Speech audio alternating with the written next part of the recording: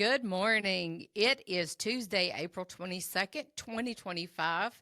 I am Jamie Dickenson, and today we are doing our podcast. I have live with me today Ethan Chase, our office manager, and Lindsay Haywood. She's an independent educational consultant.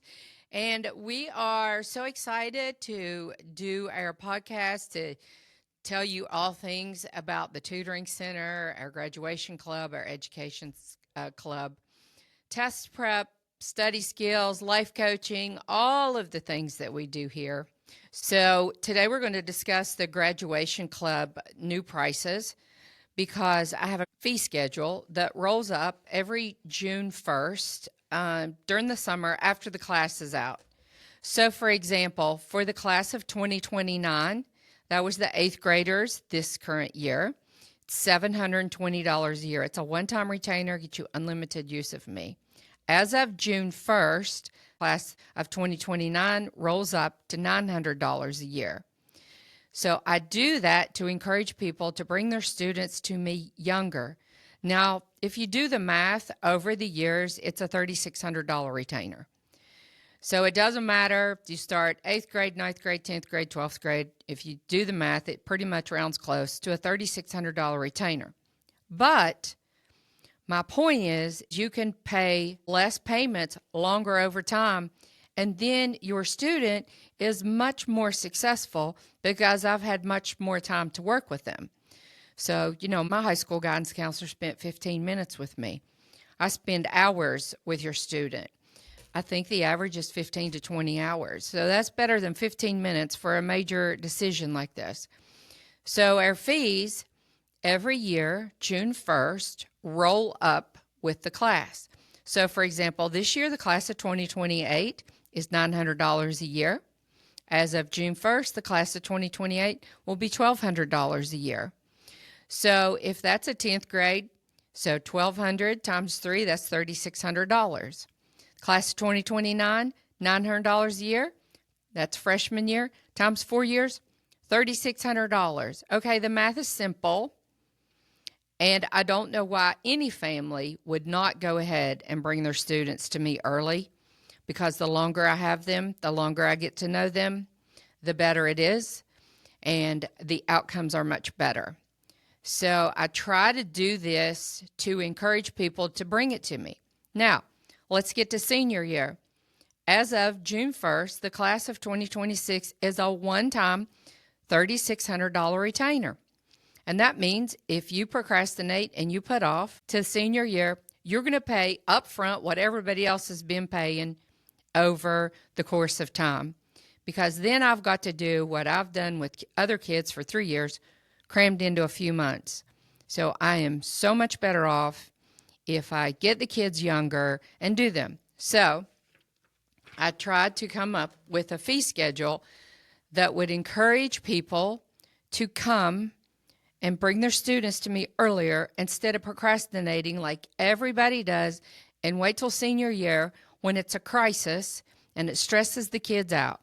So the new fee schedule goes into effect June 1st. So you have from now to June 1st to figure out if you want to go ahead and come in. Ethan will get you taken care of. But, it can't hurt any at all for you to go ahead and start, because this is a commitment to your student, and you just need to start now. Now, Jamie, since we discussed the fees for the graduation club, do you care to tell us a little bit about what's included with the membership and what the graduation club entails? Well, the graduation club is a retainer.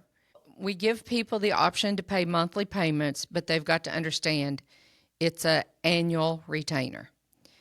I did not used to give people the option to pay monthly payments, but then that's all they asked. Can we pay payments? Can we pay payments? So then I allowed them to do payments, and then halfway through, people would just decide, oh, I just want to quit. Okay, which makes me crazy, because this is not something you quit. Yes, we have periods where things are slow and there's not a lot going on, but the kids are still making good grades and still getting tutored and things like that. So I want everybody to know that it is a one-time retainer for the year, and with the option to pay payments. And if you don't like that, then you can put the whole thing on a credit card and pay payments to a credit card company. I don't care. But people have got to understand, as far as I'm concerned, when you come down and make a commitment to work with me, that's exactly what it is, a commitment. I get invested in your kids, and I want you invested in the process. So included in the graduation club is unlimited appointments with me. Now, there is a caveat to that I'm not a babysitter, and you can't bring your kid down every day. So if it gets to the point where I think the appointments are excessive, I will say, okay, that's too much, and you have to back off.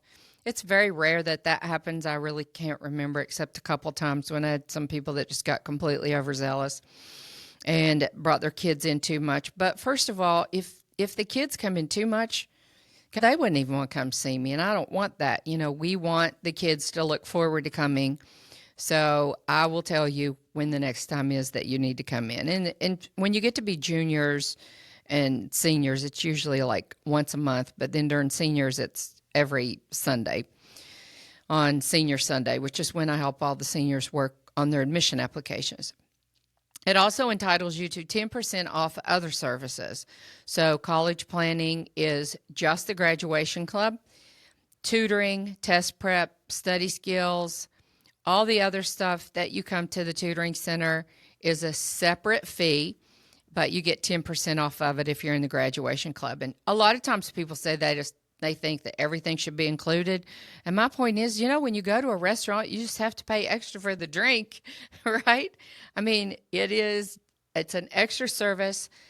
I collect the money, I pay the tutors, and it works out well that way. So included in the graduation club is only my services, and then they do get 10% off on other services.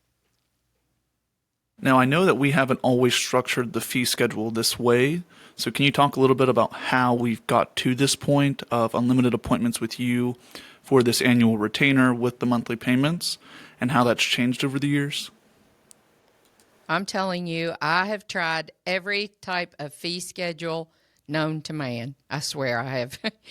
And for a while, I had changed to, I had silver, gold, bronze, platinum. I had 4 different levels. And included in those levels were a limited number of appointments that people had. Of course, people would go with the least expensive, which was silver, which was like 3 to 4 appointments a year. But then they all wanted more appointments, and I would feel limited. So if I had somebody that was on a silver and I was not finished when I got the end of that hour, it just drove me crazy because I didn't want people to feel like I was trying to run up my fees to make them pay for another hour because they only had 3 or 4 hours in the year. And really, I designed that for people that, weren't doing anything complicated in the college. Like if somebody came in and said, I mean, they know where they're going to school, they know what they're going to major in, we just need a little advice. And then I had the platinum one, which had many more hours, which would have been designed for somebody that wanted to go to an academy, one of the military academies, or was shooting for an Ivy when they felt like I needed more hours. It just did not work. It didn't work for me because when I am at the end of the hour, if I have more to say, I like to say, can you book another appointment because I need to finish this? So I just, a few years ago just said, you know what, I'm going to an unlimited retainer because I feel like I'm much more effective when I can just say, hey, I'm not finished. Can you make another appointment? And then I did not feel bad. I did not feel guilty. And I felt like it's much more successful. So it was really about me feeling how I could offer the best services and give more people the best bang for their buck. So it's pretty interesting to hear you talk about what is included in your services, but what is the rationale behind the magic date of June 1st? Like, what is so special about June 1st, and why is that the day that your prices change?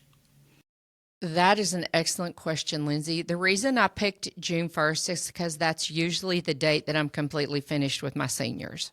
So my seniors have to commit where they're going to college May 1st. And then I usually have the month of May with my seniors to say, let's check financial aid. Let's make sure everything's done. Do you have your housing? Do you have all that? So April's crazy, because we're really getting, helping the seniors try to decide where they're going. Then May's like a little bit of a wrap up. And usually by June 1st, I was completely finished with my seniors. So I picked June 1st to say that's the date that is going to roll up, because then I was completely done with my seniors. And that whole group of kids rolled off my book of business. And then I could really concentrate on the younger kids. So that's the magic date of June 1st, just because the national reply date for colleges is May 1st. And that gave me like 30 days to clean up all the, the loose ends and stuff. So that is a great question, because nobody's ever asked me that before, but that was why.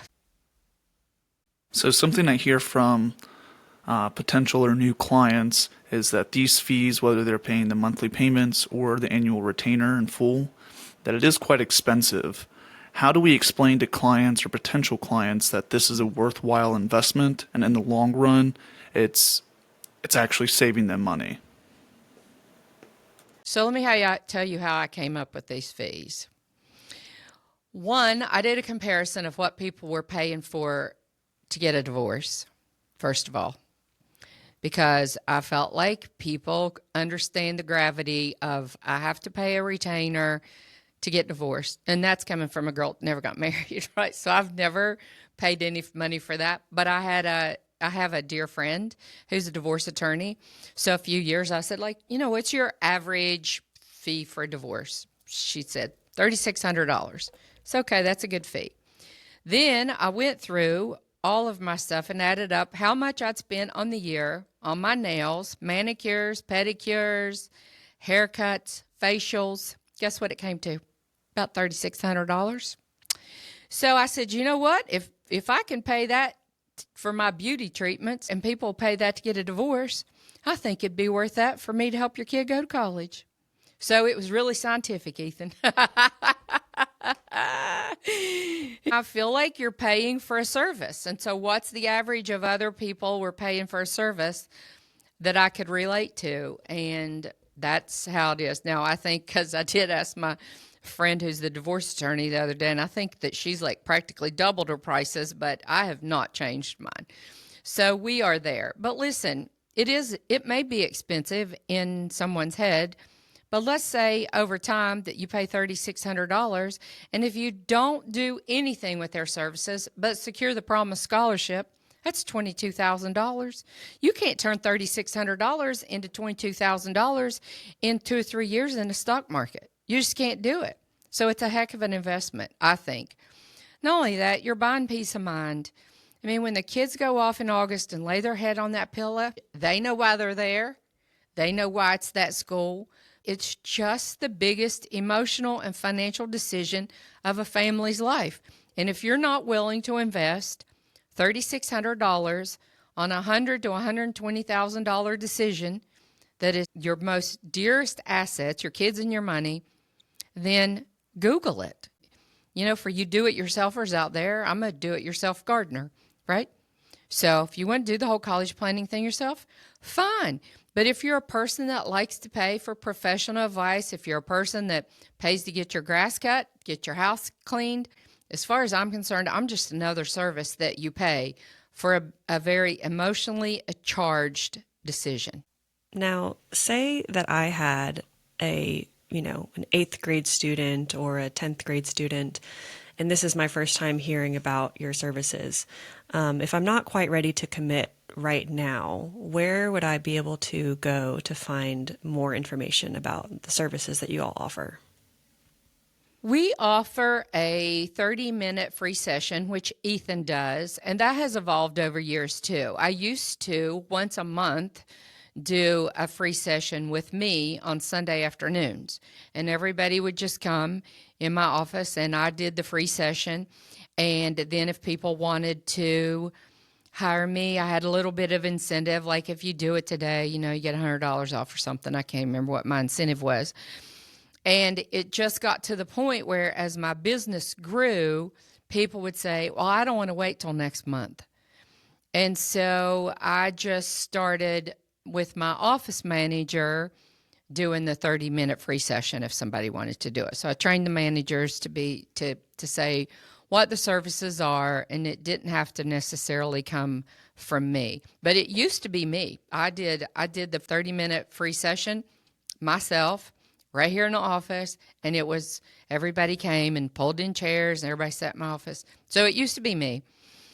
But I think that most people, by the time they do call for a free session, have viewed the website, understand what it is. I mean, I've been doing this like 27 years now. I mean, what is that song? If you don't know me by now, you're like not ever going to know me. If people don't know who I am in this town now and this service, you must have been living under a rock, because I've run this mouth everywhere that there is about college planning. So most people have heard about me from a friend, an acquaintance, or they Googled it or something. So I think usually, and Ethan, you may answer better, that by the time someone does call for a free session, they have some kind of knowledge as to whether they are or are not going to do it. And so from the free session, if they want to go forward, Ethan books an introductory consultation with me, which is $150 for 1 hour. And the parents come and bring the student, and then I really talk directly to the student because it's all about the student. The student has to be the one that wants to work with me. I mean, the parents are here, and they come to all of my appointments until senior year, when we're just doing paperwork. But because I want the parents involved, because one time, it only happened to me one time, and it never happened again. One time a kid came by himself, and he was not doing very well in French. And I said, well, then you need to get tutored. And I said, you will tell your mom to, call to book a tutor? And he said, yeah. And I'd made a note to tell, and at the time, Debbie Starks was my assistant. And I said, Debbie, call to follow up, make sure he did. Well, before we even had time to do that, the mother called just furious because he went home and told her that I said he could drop French, and then it didn't matter if he had a bad grade. That was the one and the only last time that I ever gave advice without a parent, because I was like, oh no, you don't call me and squall about your kid lying to you about what I said. It's the parents' money. They should have a conversation about it. And I just think there's something special about sitting down as a family and having a discussion about the student's first major decision of their life. I mean, it's very important.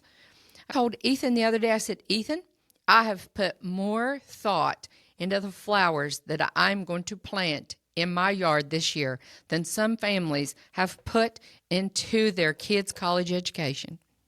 Now, is that not sad? That's a very sad statement to make. And then all I hear is, I can't afford it.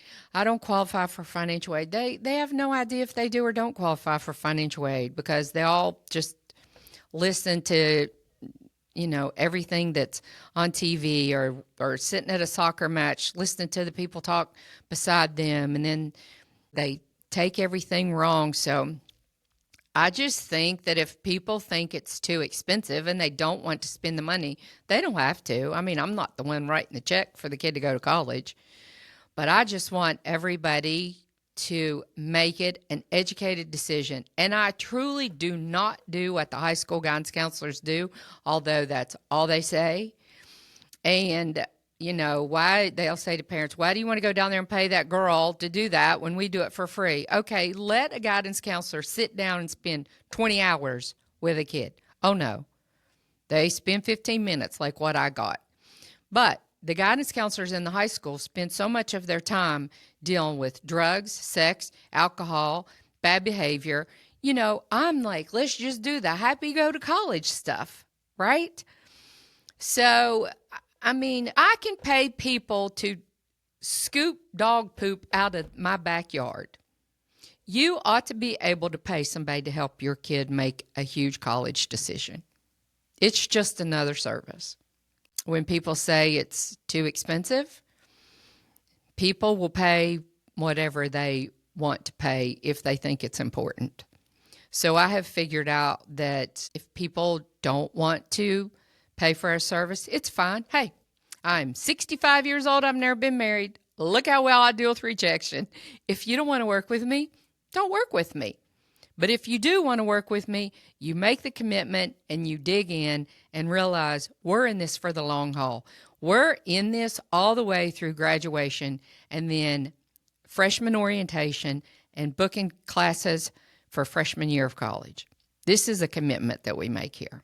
I'm making a commitment into the goodwill of your student. You can make a financial commitment to me so I can go buy flowers for my yard. No, so I can pay Ethan and Lindsay and everybody else. That's what it is, really.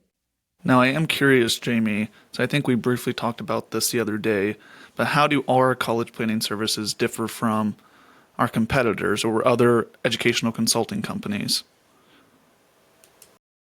To be honest with you, there are not a lot of educational consultants that do the whole financial aid component. You know, I'm a reformed accountant. So, you know, the money part, I naturally think money first. And so most educational consultants, whether they're retired high school guidance counselors or, you know, they've done that, just very rarely have anything to do with the finances. I mean, I can read a tax return. I can understand the FAFSA, that which stands for the free application for federal student aid. So there's a lot of financial advice that goes into it that people have to understand. I bet you this week I have had 5 conversations because people don't even know how to get their money out of their Smart 529 plan. I'm like, you got to fill out a form. Where you get the form? Okay, let me show you where to get the form. So there's a lot of advice that I give over simple stuff. You know, there's not a lot of this that is complicated, but there is a lot that the kids will tell me and feel free to tell me that they won't tell their parents.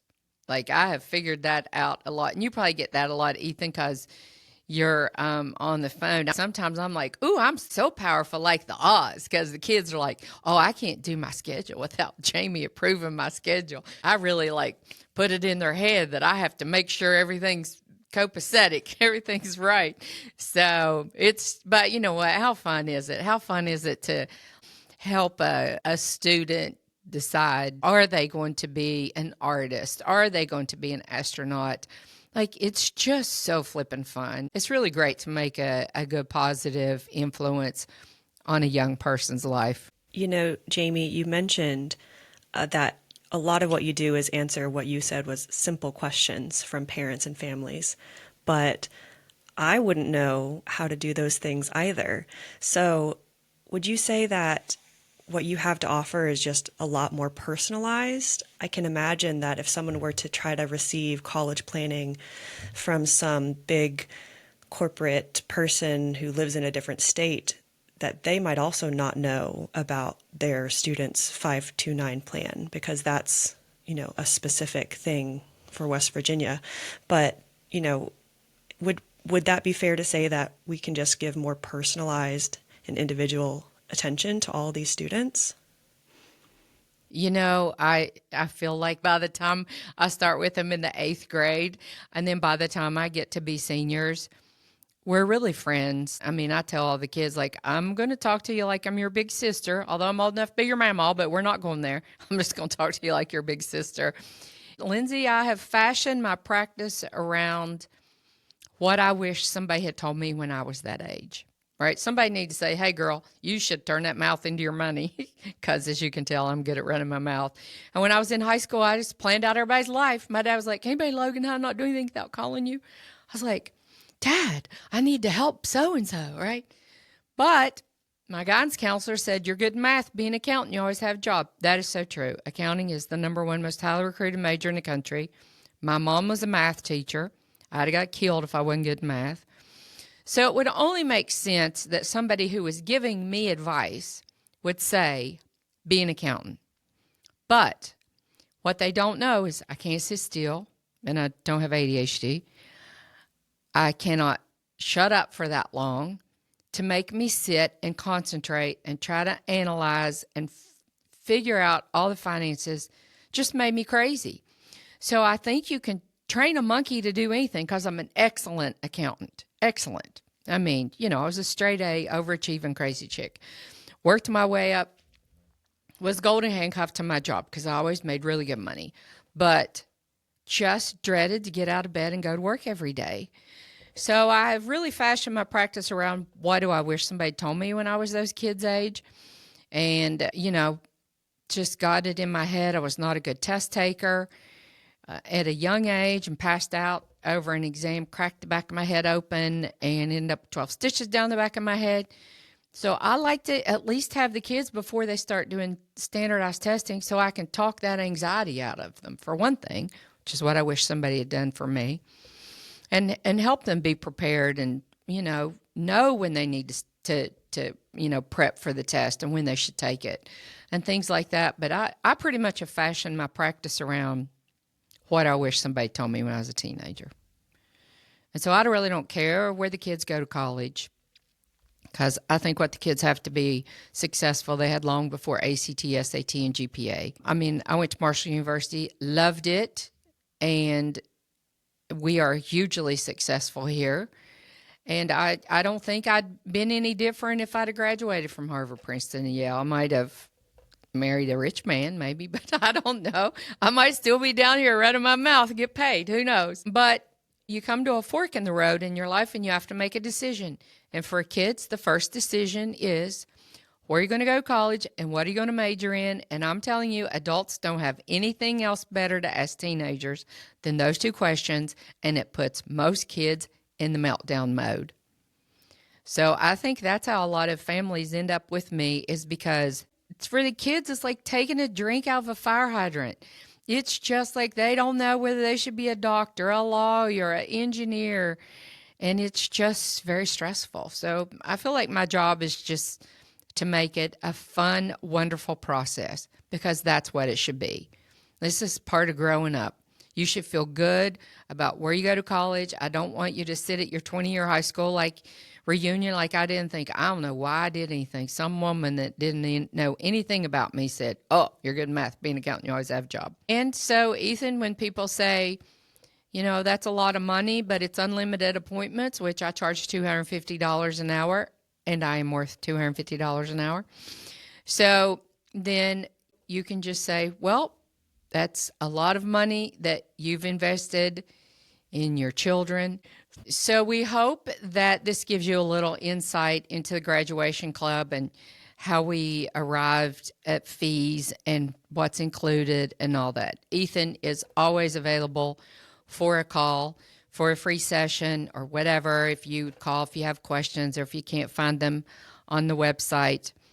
But we hope that if you get nothing out of this podcast today, that you really plan to put some thought into some preparation into your students' college education. We hope that you're saving money in your Smart 529. And then, as my papa used to say, just because you got it don't mean you spend it. And so really my goal is that you preserve your 529 for graduate school, because there's a lot less opportunity for financial aid at a graduate level. And so it's just a big financial and emotional decision. And we hope that you trust us enough to help you through this decision. And so hopefully you'll call Ethan and make an appointment to come in. Our phone number is 304-556-4807.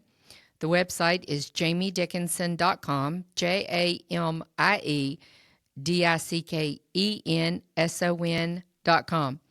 And Ethan, I don't know how many ways they can get hold of us. They can text us, they can call us, they can talk to our bot. We have a bot, her name's Athena. She can book appointments. She can cancel appointments. Everybody really ought to be able to get hold of us. We got voicemail, email. So we're always in touch, right? So we will do another podcast on a different topic next time. So we thank you for listening and have a great day.